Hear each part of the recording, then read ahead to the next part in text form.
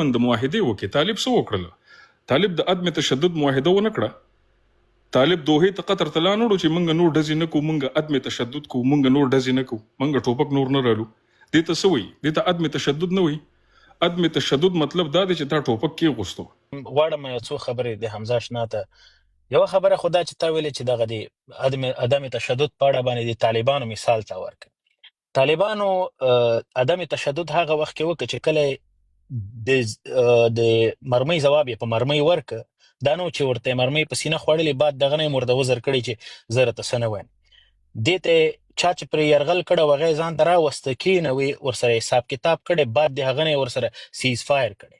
هغه عدم تشدد یې نه دی کړی. که چیرې دی په مقابل کې چپ پاتې سوی وی بیا هیڅ په دې خبره کې شک نه و. بیا به موږ ویل چې دا ټول عمر طالب د افغان په وړاندې عدم تشدد نه بلکې تشدد کوي، بلکې د پنجابي په وړاندې عدم تشدد کوي، کوم چې ونه کړه. یوه خبره. راځو دې خبرې ته اشنا. بدبختانه کم باور چې پر ما پر تا درلوده، زه نن د دومره کسانو په مخ کې وایم چې ما پر تا ډېر لوی حساب کړی و، او په مشخص هر ډول چې ستا لیو راشي ته د بر وطن ځوانانو ته څه شی وایي چې د بر وطن ځوانان چې دی په دوی تحلیل نه کوي، دوی په خبره سر نه خلاصوي، بیا دوی راشي دلته لکه چتي اخوا وړي د خواړي. دا خبرې نه دي پکار ته. اوس زه غواړم د دې مورد باندې در سره لږ څو خبرې وکړم.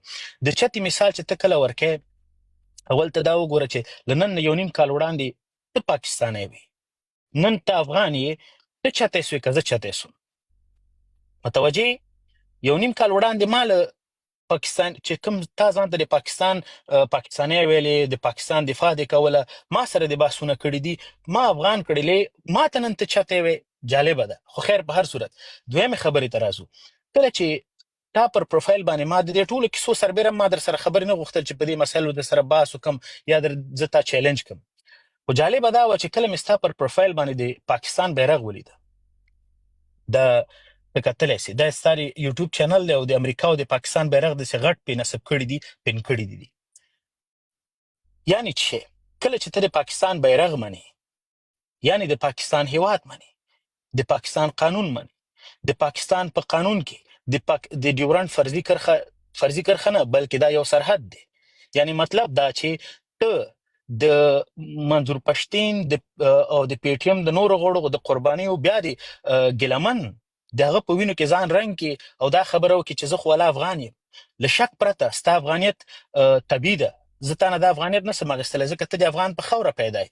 اما کله چې هغه هیواد چې زما مشرانو یې په مقابل کې سور کارت پورته کړی او دی یې نو منلی د یو هیواد په توګه، نن چې ته کله راپاڅېږې د یو آګاه د یو پوه ځوان په صفت هغه هیواد ته نوم ورکې او بیرغ یې په خپل پروفایل باندې ډېر په ویاړ لګی، ته بیا د کوم ځای دا دعوګیر راځې دلته ما سره د بر وطن د قندهار او د هلمند په مشرانو په کشرانو غږېږې. بیا خو ته ما سره دلته د یو پاکستاني په صفت وغږېږه، ته ما سره د افغان په صفت مه غږېږه.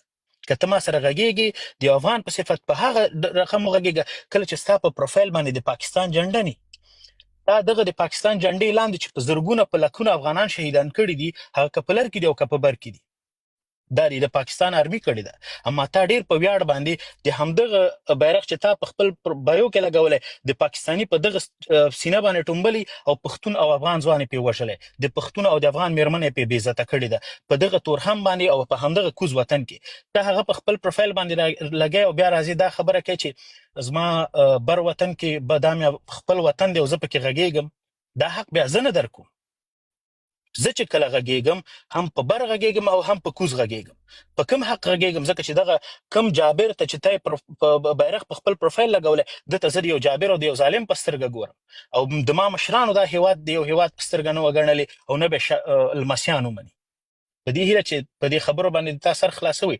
ډاکټر صاحب شکیب به په ځینو مسایلو کې تا سره خپل اختلافات لري، اما زما دریځ د لوی افغانستان د لوی کور دی او ډېر واضح او ښکاره دی، یو لفظ هم پکې د منافقت نشته. مننه.